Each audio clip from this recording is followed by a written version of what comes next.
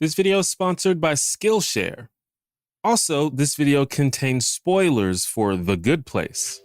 I usually wouldn't even include a spoiler for a sitcom, like spoiler Jim and Pam end up together, like yeah, duh. But trust me, this is one you really don't want spoiled for you. Longtime fans of this channel know that I am obsessed with sitcoms and I've made many videos discussing them. Although, if I'm being honest, I've been kind of out of the loop lately. I've spent so much time watching chess videos and MCU fan theory videos that I just don't have a lot of extra time to catch up on all the good and bad sitcoms that I've missed out on. Yeah, I kind of even enjoy the bad ones, to be honest. But there are so many shows out there. I don't understand how people keep up with all these shows. I don't even really watch drama shows and I still can't keep up. How do adults with jobs actually find the time to watch all these damn shows? But I did happen to catch The Good Place after it was released on Netflix.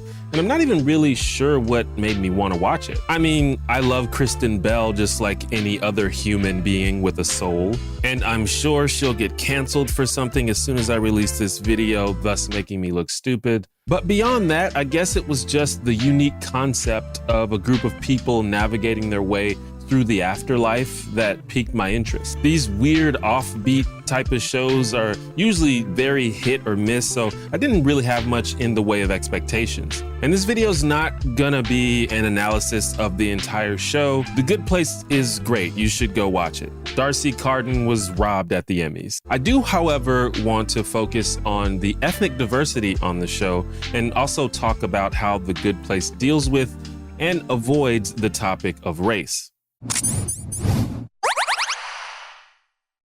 Hi, I'm T1J. Follow me. This video, like all my videos, would not be possible without my members and patrons, including homies like Lobo, Nick, Joy Nash, and Arvatos. If you'd like to support the channel, you can become a homie yourself by clicking the join button below the video or by checking out my page on Patreon.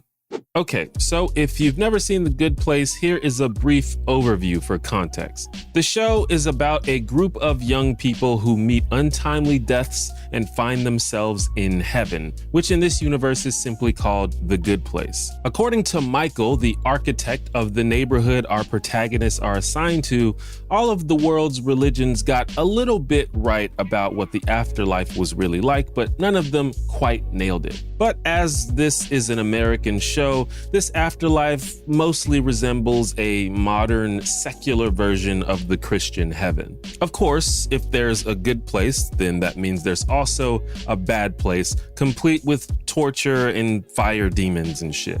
And in fact, the first big twist of the series is that the protagonists realize that they have been in the bad place all along, and thinking that they were in the good place, even though they knew they weren't supposed to be there, was all a part of their torture. I told you there will be spoilers. There's some semblance of cohesive lore as to how all of this works, but in true sitcom fashion, most of the elements of this afterlife are introduced just for a quick gag. It is a sitcom after all, or to conveniently advance the plot. The real meat of this show is the evolution of these characters and their ultimate redemption. So yeah, a whole bunch of other stuff happens.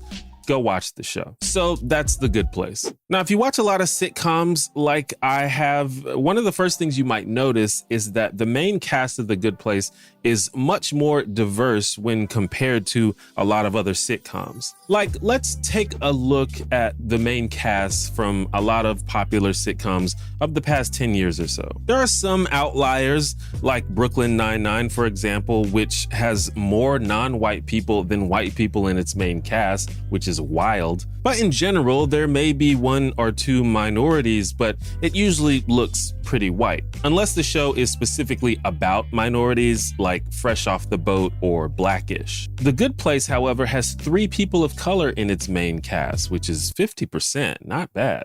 On top of that, several of the major supporting characters are also non-white, including one of the main antagonists and also probably the most powerful and hilarious character on the show. Of course, all of the lead protagonists of all these shows are still white because you don't want the show to be perceived by audiences as being a show for minorities, would you? Gotta make sure them white folks still tune in, am I right? But the cast diversity seems very conspicuous and intentional, which makes sense given that the show was created by Michael Schur, who also created the aforementioned Brooklyn Nine-Nine, as well as other shows with a pretty overt wokeness to them. Let me paint you a picture. I'm Philip, a successful periodontist that's become addicted to diazepam, a sedative I take because I'm junkie scum. Also, for real, addiction is a disease I would be super empathetic if you hadn't murdered a man. But I think it's a little more interesting in The Good Place because this show is essentially about trying to figure out how to become a good person. And you'd expect that if whether or not you were a good person on Earth was the criteria for whether or not you got into the good place, then the good place should end up being extremely diverse. Because things like gender and ethnicity and race don't have anything to do with how good a person you are. And given that, in this universe, for the convenience of the viewers, most beings look like humans, even though many of them aren't, the racial makeup of the immortal beings who originate from the good place should also be diverse, because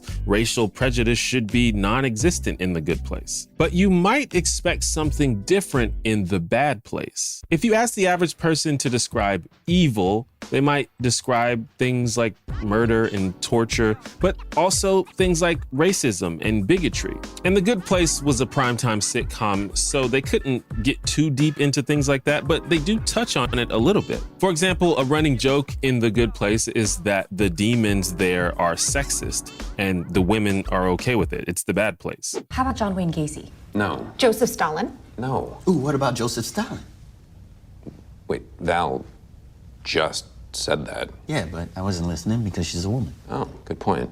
Wait, why was I listening? However, they still clearly give women leadership positions and value their input, even when they joke about not doing that. It's kind of interesting how the show's writers are comfortable satirizing sexism, but not racism. This happens a lot on shows, I think. That joke itself was made by a black guy whose name is Bamba John, which also happens to be the actor's real name. He's from the Ivory Coast. There are multiple people of color who seem to have equal rank with their white cohorts in the bad place. In fact, anytime we see a group of bad place demons, they are just as diverse ethnically as the main cast. As I mentioned earlier, one of the most important antagonists is a woman of color. And again, technically these people are not human. They're actually monsters in human suits, which I guess is a convoluted way to avoid blowing the whole budget on costumes and CGI. But the human suits they have are remarkably diverse. I don't believe there are any jokes about the demons being racist, even though it seems like it would fit. They're evil creatures from hell.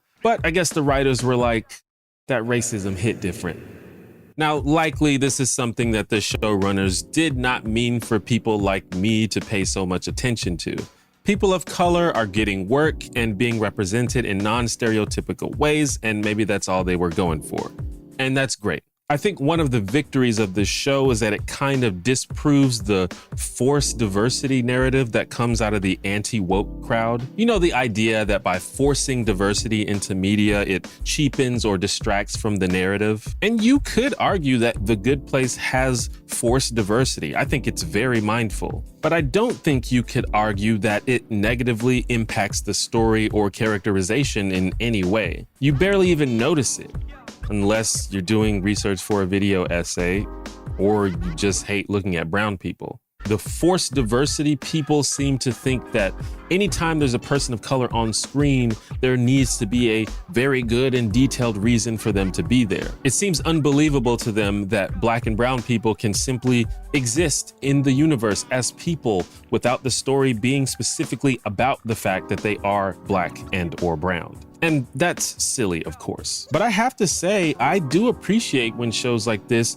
make an attempt to talk about things like ethnicity and race and the associated struggles, because those things exist and are significant and deserve to be acknowledged and discussed from time to time. I've talked before about how some fictional narratives seem to exist in some kind of post-racial universe. Parks and Recreation, which was also co-created by Michael Schur, has a few non-white characters in its main cast, but this is acknowledged out loud almost never, like maybe once in the first season. And by the way, that's fine. Create your art however you want to create it. The Good Place, however, very overtly draws attention to its main characters' ethnic backgrounds. Jason is Filipino, Chidi is Senegalese, and Tahani was born in Pakistan. And I know this because these characters' backgrounds are discussed in the show.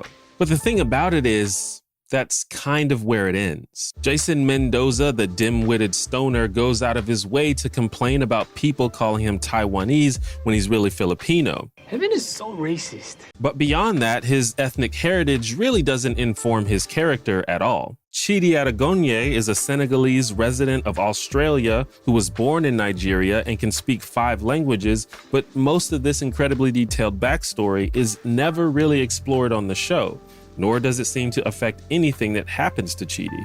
I read somewhere that Chidi's character was originally going to be called Chris, and this might be because there was a whole lot of secrecy surrounding the true nature of the show before it aired to prevent leaks, and probably also to prevent spoilers to the many twists that occur throughout the show. Like, apparently most of the actors didn't even know what the show was about when they were auditioning. And I'm not sure if the casting call originally requested a black actor, but it seems to me that they kind of already knew Chris's story and Chris's traits and just changed them to Chidi after the fact.